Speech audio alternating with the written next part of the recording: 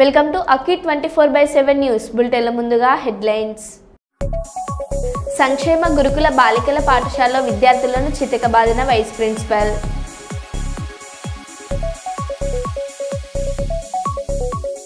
హన్మకొండ డీటీసీగా పనిచేస్తున్న పుప్పాల శ్రీనివాస్ ఇంట్లో ఏసీపీ అధికారులు సోదాలు. ఆదాయాన్ని మించి ఆస్తులున్నాయని ఆరోపణ. భద్రాద్రి మొరంపల్లి బంజారా గ్రామంలో ఉన్న పీహెచ్సీని ఆకస్మికంగా తనిఖీ చేసిన ఐటీడీఏ ప్రాజెక్ట్ ఆఫీసర్ రాహుల్.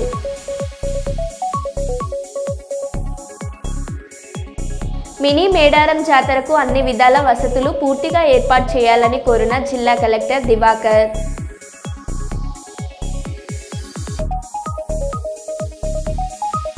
నమ్మించి నట్టేట ముంచాడు, న్యాయం జరగకుంటే ఆత్మహత్య శరణ్యం అంటున్న యువతి.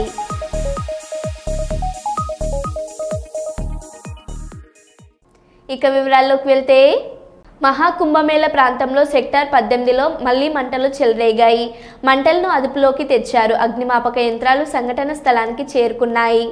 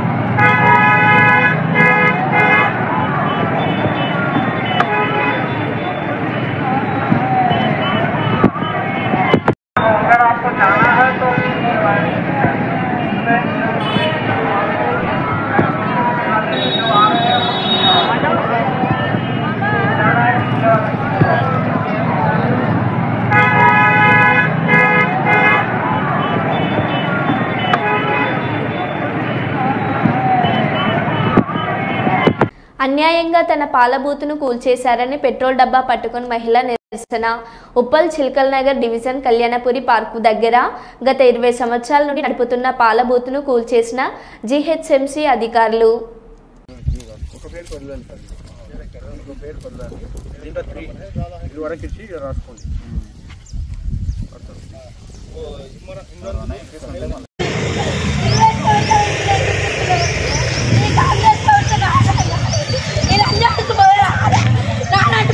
కడుపు కొడతారు రేవంత్ రెడ్డి నీకు అమ్మ అక్క చెల్లుంటే నా రాజ్యాలకు అన్యాయం జరగొద్దురా.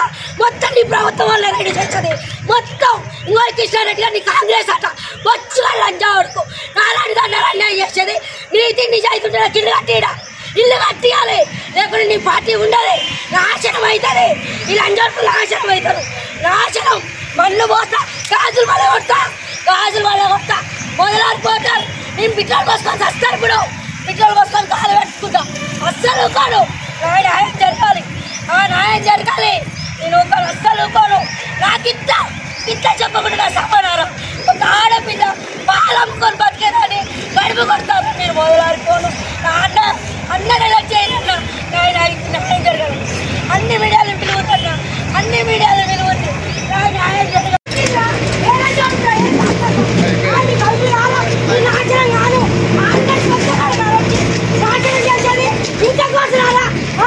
రేవంత్ ప్రభుత్వం ఇంత నాశనం కాలమా? రేవంత్ రెడ్డికి ఏమైనా చేసాం, కాంగ్రెస్ ప్రభుత్వానికి ఏమైనా చేసాం? పేదల ఆది మొగళ్ళని బతుకుంటే ఇంకా న్యాయం చేస్తారా? ఇదేనా న్యాయం? మాకు న్యాయం లేదా? 20 సంవత్సరాలు చుంటున్నాం, 20 సంవత్సరాలు చుంటున్నా. ఈ ఇల్లు కొనడానికి వచ్చినాడని ఇల్లు అర్థం ఇస్తే జిహెచ్ఎంసీ వాళ్ళందరూ సపోర్ట్ అయ్యి నా పాలట్రాలు ఫ్రిడ్జ్లు అన్ని నాశనం చేస్తారు. ఇది నా న్యాయం లేదా? ఇదేనా న్యాయం?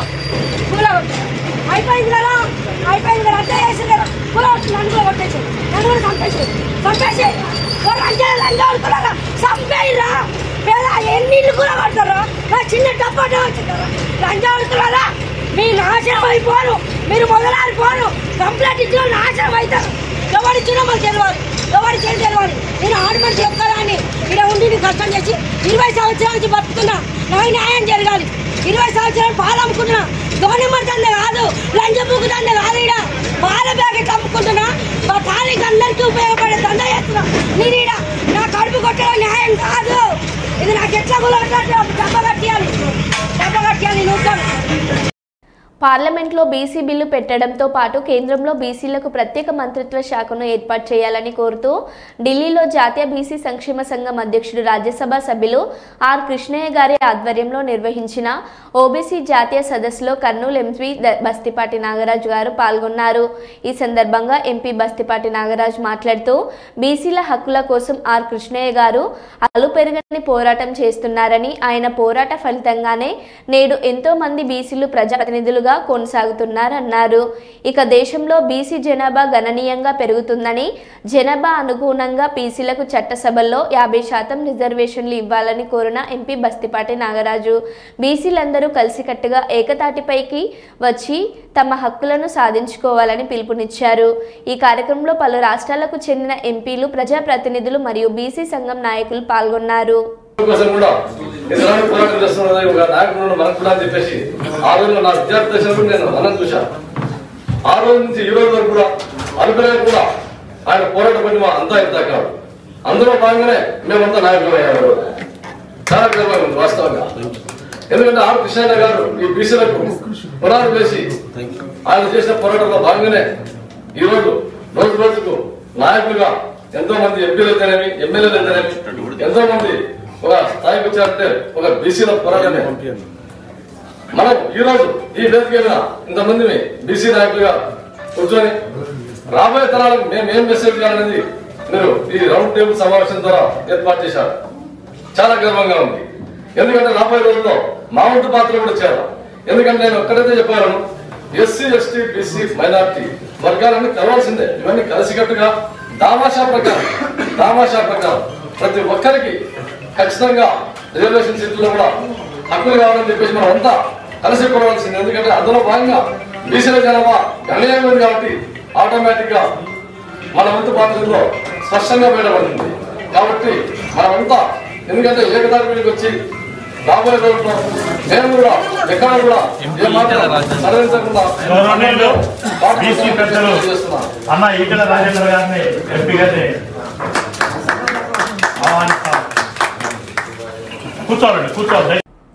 కాంగ్రెస్ ఎమ్మెల్సీ అభ్యర్థి కాలేజీలో ఇంటర్ సెకండ్ ఇయర్ విద్యార్థిని అదృశ్యం.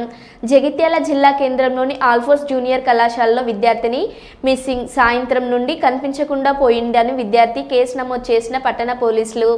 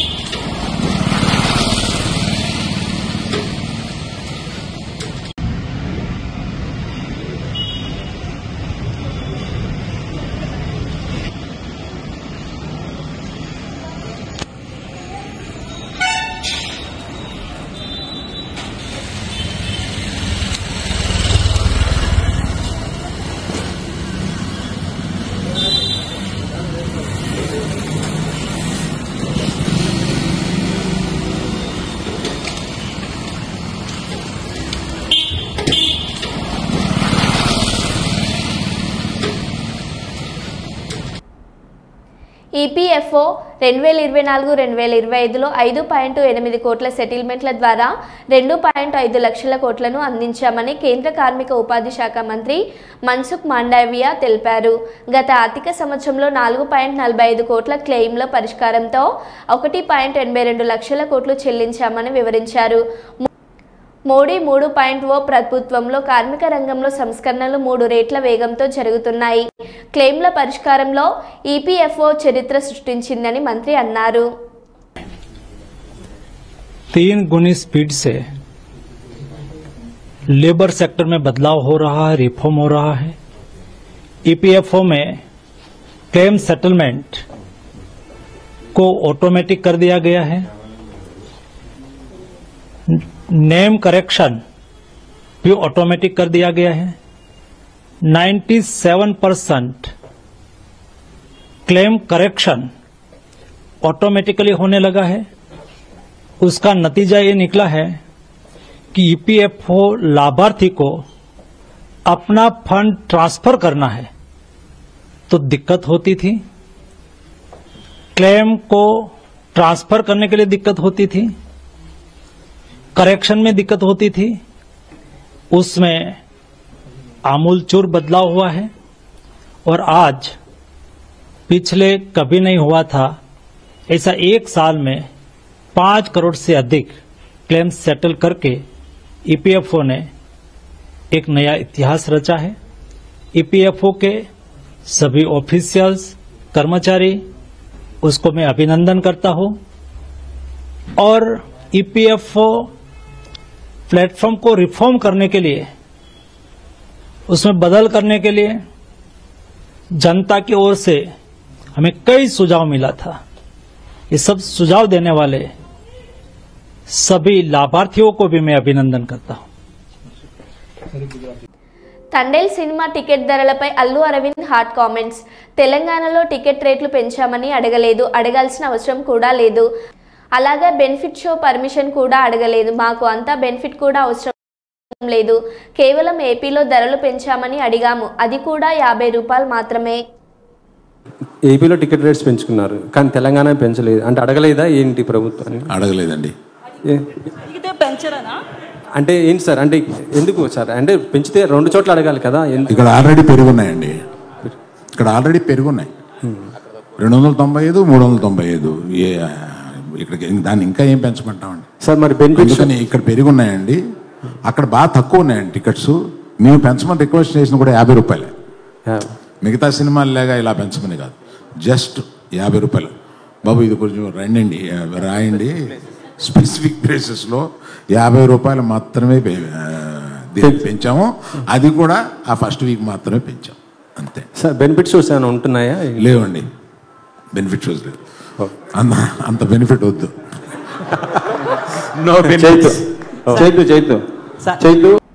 జనగామ జిల్లా పాలకుర్తి మండల కేంద్రంలోని సాంఘిక సంక్షేమ గురుకుల బాలికల పాఠశాలలో విద్యార్థులను చితకబాదిన వైస్ ప్రిన్సిపల్. విద్యార్థులు ఇంగ్లీష్ టీచర్తో మాట్లాడినందుకు స్టడీ అవర్ ఆలస్యమైందని చితకబాదిన వైస్ ప్రిన్సిపల్.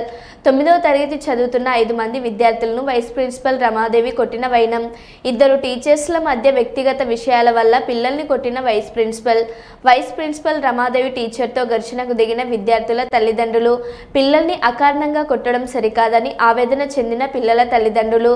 చేతులు వాతలు అయ్యి తినరాకపోవడంతో తన తల్లిదండ్రులకి తెలియజేసిన విద్యార్థుల తల్లిదండ్రులు స్కూల్ ముందుకు వచ్చిన పాఠశాలలోకి అనుమతించకుండా 4 గంటలు ఎండలో పాఠశాల బయట కూర్చోబెట్టిన ప్రిన్సిపల్.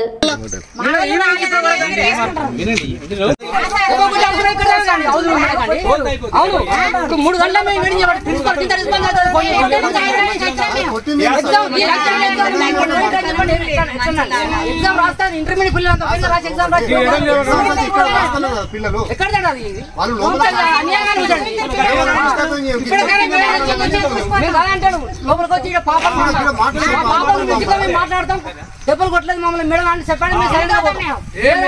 మా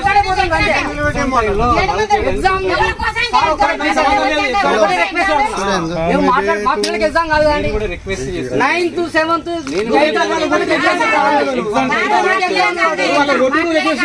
చెప్పండి సార్. కాదు కదండి, మందలించిరని చెప్తున్నారు మాట్లాడతాం సార్. మీరు మమ్మల్ని లోపలికి రామస్తారు కదా, 3 గంటల నుంచి మాట్లాడతాం. మీరు కొట్టలేదు, కొట్టిన మాట్లాడతా.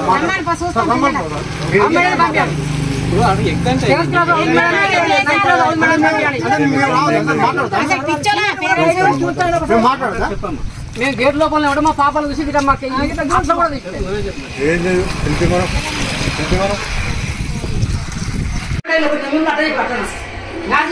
కొట్టులో కొట్టినా చిన్నగా కాదు కొట్టిందా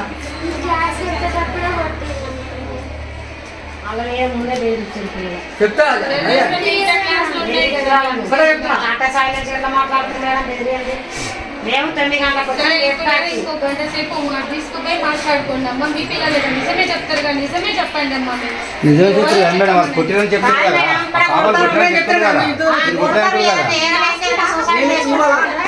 క్యాంపస్ కాదు, క్యాంపస్ కదా ఉన్నది, బయటకైతే పోలే కదా. అవును మేడం, 5 పిల్లలు వాళ్ళ రాత్రి నుంచి బాగా మీరు వాళ్ళ కౌన్సిలింగ్ నుంచి మేము చెప్తాం మాట. ఎవరిని బయటకు రానియరు, లోపల రానియరు మేడం. పిల్లలకి అయితే రెస్పాన్సిబిలిటీ మీరు ఎవరిది? అవును మేడం, జరగడం జరగదు. పిల్లలు ఏమైతే మేడం భవిష్యత్ అంటే మేడం మేడం ఇప్పుడు పిల్లల భవిష్యత్ కొట్టడం భవిష్యత్ చెప్పాలన్నట్టు మాట్లాడేది. అదే కొంచెం భయం ఉంటాడు కానీ కొంచెం ఇబ్బంది పెట్టి వేరే రకంగా ఇప్పుడు మేము టైంకి ఒక్కటి వినండి మేడం. మేము ఎక్కడో అడవిలలో పుల్లో నాలో చేసుకొని మేము ఉంటాం, ఇక్కడ తీసుకొని పోతాం. మా పిల్లలు మంచిగా చదువుకుంటారని మేము అనుకుంటాం. మాకు తెలియగానే మేము ఆదాయవేగాలు వస్తుంటే మా వాడు వచ్చా మోరి మీద పడేవాడు, ఇంకోటి వస్తాడు సమస్య ఇక్కడ ఒక్కరు మాట్లాడండి. మేము రాగానే మా పిల్లలతో అడిగినాం, మా పిల్లలు రకరకాలుగా చెప్పారు. కాబట్టి మా పిల్లలు కాదు, మీ పిల్లలే, మా పిల్లలే మీ పిల్లలు.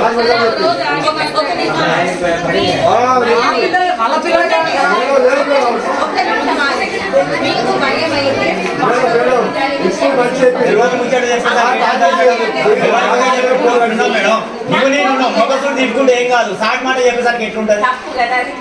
కాబట్టి మాట్లాడుకున్నాను. ఇప్పటికైనా కొంచెం మంచిగా చూసుకోండి. వాళ్ళకి టైం ఎప్పుడు టిఫిన్ పెడతారో ఎప్పుడు చికెన్ పెడతారో చూసుకోండి.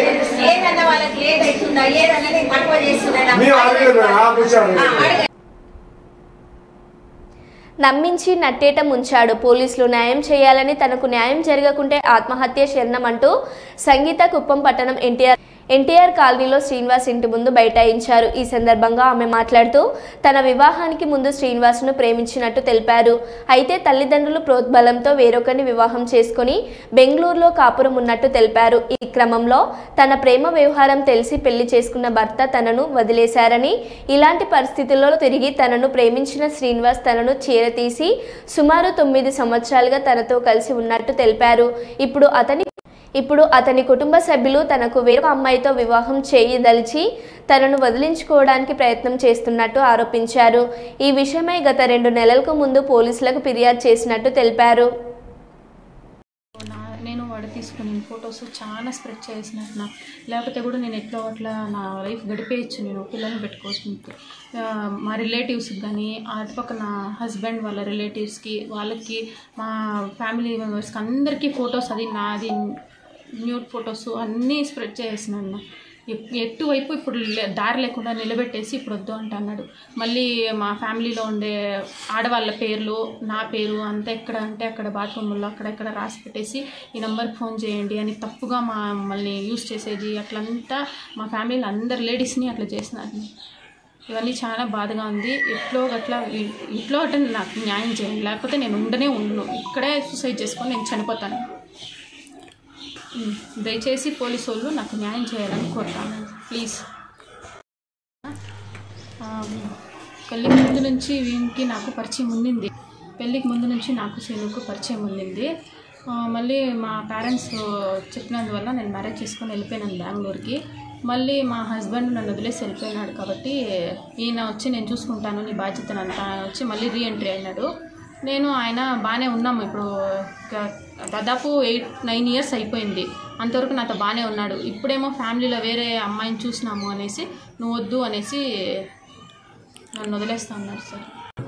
సీన్ ఇప్పుడు ఇక్కడే ఉంటాడు సార్, కాలనీలో ఉంటాడు సార్, కుప్పం ఎన్టీఆర్ కాలనీలో ఉంటాడు సార్. నాకు ఇప్పుడు న్యాయం కావాలి. 2 months బ్యాక్ నేను వచ్చి కంప్లైంట్ ఇచ్చినాను సార్ ఇక్కడ లోకల్ పోలీస్ స్టేషన్లో. అప్పుడేమన్నాడు, నువ్వు లీగల్గా డివోర్స్ తీసుకొని వచ్చేయి, నేను పెళ్లి చేసుకొని మా ఇంటికి తోడుకొని పోతాను అని చెప్పినాడు.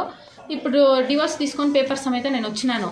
ఇప్పుడు వస్తే మళ్ళీ నువ్వు వద్దు నాకు అని చెప్పేసి మళ్ళీ ఎస్కేప్. ఇప్పుడు లేదు, ఇంట్లోనూ లేదు, స్టేషన్కి వచ్చిన స్టేషన్లోనూ లేదు. ఈ అమ్మాయి అనేసి వెళ్ళిపోయినాడు. దీనిపైన దయచేసి అడుగుతాను, పోలీస్ వాళ్ళు నాకు న్యాయం చేసి నాకు ఏదో ఒకటి న్యాయం ఇప్పించండి, లేకపోతే నేను ఇక్కడే చనిపోతాను. అంతే, నాకు వేరే దారి లేదు. మా పేరెంట్స్ సపోర్టు లేదు. ఇట్లా వీడు వచ్చి రీఎంట్రీ అయినందువల్ల మా పేరెంట్స్ వద్దు అనేసినారు. ఇప్పుడు హస్బెండ్ దగ్గర లీగల్గా డివోర్స్ తీసుకొని వచ్చేసినాను. ఇంకా నాకు ఎవరూ లేరు. ఈయన మాట నమ్మి నేను వచ్చినాను అంతే. కేంద్రంలోని బీజేపీ ప్రభుత్వ ప్రధాని నరేంద్ర మోడీ ప్రభుత్వం పార్లమెంట్లో ప్రవేశపెట్టిన బడ్జెట్ పూర్తిగా ప్రజా వ్యతిరేక కార్పొరేట్ అనుకూల బడ్జెట్ అని, తెలంగాణకు తీరని అన్యాయం జరిగిందని, విభజన హామీలు ఊసేలేదని, బయ్యారం ఉక్కు పరిశ్రమ ఏర్పాటుకు అతిగతి లేదని, పూర్తిగా పేదలు, కార్మికులు, రైతులు, కూలీల వ్యతిరేక బడ్జెట్ అని సిపిఎం కేంద్ర కమిటీ సభ్యులు జి నాగయ్య విమర్శించారు. గురువారం మైబాద్లోని పెరుమన్ల జగన్నాథం భవనంలో తెలంగాణ ఉక్కు పరిశ్రమ ఏర్పాటు సదస్సు సిపిఎం జిల్లా కార్యదర్శి వర్గ సభ్యులు ఆకుల రాజు అధ్యక్షతన నిర్వహించారు. ఈ సందర్భంగా నాగయ్య మాట్లాడుతూ కేంద్రం ప్రవేశపెట్టిన 50,60,000 కోట్ల బడ్జెట్లో కేంద్ర ప్రభుత్వం అన్ని సంక్షేమ పథకాలకు కోత విధించారని విమర్శించారు. ఎరువుల రాయితీలలో 16,900 కోట్లు, ఆహార భద్రత రాయితీలలో 14,454 కోట్లు, గ్రామీణ ప్రాంతాల విద్యుత్ రాయితీలలో 99,010 కోట్లు, గ్రామీణాభివృద్ధి రాయితీలలో 50,518 కోట్లు, ప్రధాని ఆవాస యోజన గృహ నిర్మాణ పథకంలో 293 కోట్లు, పట్టణాభివృద్ధిలో 4,835 కోట్లు తగ్గించారని అన్నారు.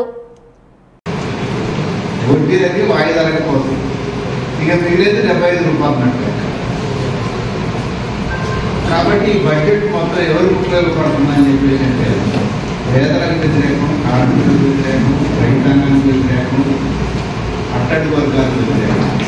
ఎవరికి లాభం అని చెప్పేసి అంటే పెద్ద పెద్ద కార్పొరేట్ సంస్థలకు ఉపయోగం, అదాని అభివృద్ధికి ఉపయోగం.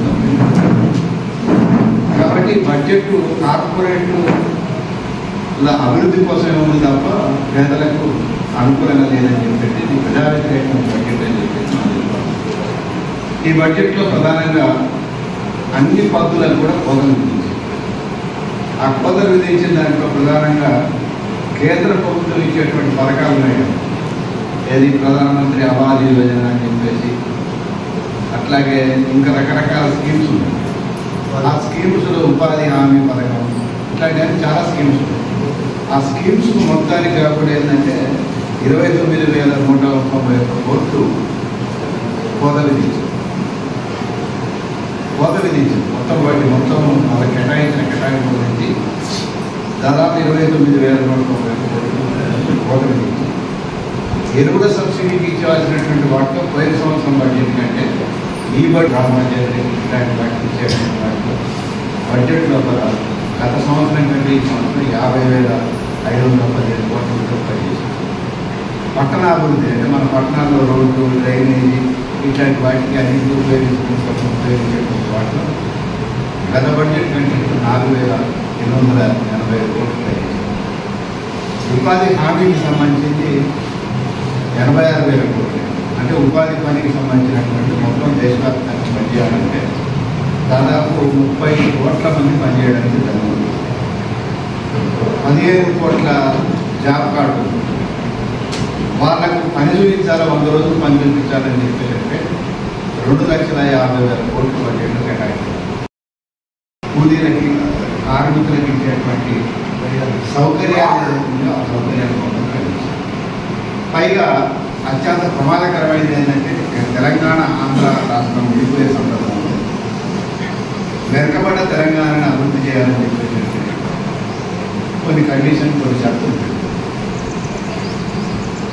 అందులో ప్రధానంగా తెలంగాణ అభివృద్ధి కోసం విభజన చట్టంలో చాలా స్పష్టంగా పేర్కొన్నటువంటి విభజన చట్టంలో పేర్కొన్న అంశాలు ఏవి కూడా విభజన చట్టంలో చెప్పినటువంటి గిరిజనులకు ఇప్పుడు కాంగ్రెస్ ప్రభుత్వం వచ్చింది, రాష్ట్రంలో వచ్చింది, కేంద్రంలో బీజేపీ ప్రభుత్వం మరీ కొద్ది మైనార్టీగా ప్రభుత్వమైన టీడీపీ, అట్లాగే బీహార్ నుంచి, అంటే ఆంధ్ర బీహార్ నుంచి వాళ్ళ సపోర్ట్ ప్రాంతీయ పార్టీ ప్రభుత్వం కేంద్రంలో ప్రభుత్వం. మొన్న బడ్జెట్లో వీటికి ఊసేది ఇక్కడ ఊసే కాదు, రాష్ట్రానికి నిధులే ఇవ్వదు. అంటే తెలంగాణ రాష్ట్రానికి తీరని అన్యాయం చేసింది కేంద్రం. తమకు వ్యతిరేకంగా ఉండేటువంటి ఏ ప్రభుత్వానికి కానీ నిధులు ఇవ్వడానికి ఇస్తాను, అది కేరళ రాష్ట్రానికి కానీ, తెలంగాణ ప్రాంతానికి కానీ, అట్లాగే తమిళనాడు కానీ, తమ వ్యతిరేక ప్రభుత్వాలన్నింటినీ కాబట్టి వ్యతిరేకంగా తెలంగాణ అభివృద్ధి చేయాలని చెప్పేసి. కాబట్టి ఇక్కడ ఉన్నటువంటి పార్లమెంట్ సభ్యుడిగా ఎన్నికైనటువంటి కాంగ్రెస్ హన్మకొండ డీటీసీగా పనిచేస్తున్న పుప్పాల శ్రీనివాస్ ఇంట్లో ఏసీబీ అధికారులు సోదాలు. ఆదాయాన్ని మించి ఆస్తులు ఉన్నాయని ఆరోపణ. హైదరాబాద్, కరీంనగర్, జగిత్యాల శ్రీనివాస్ బంధువుల ఇళ్లలో కూడా సోదాలు. పక్కా సమాచారంతో సోదాలు నిర్వహిస్తున్న ఏసీబీ అధికారులు.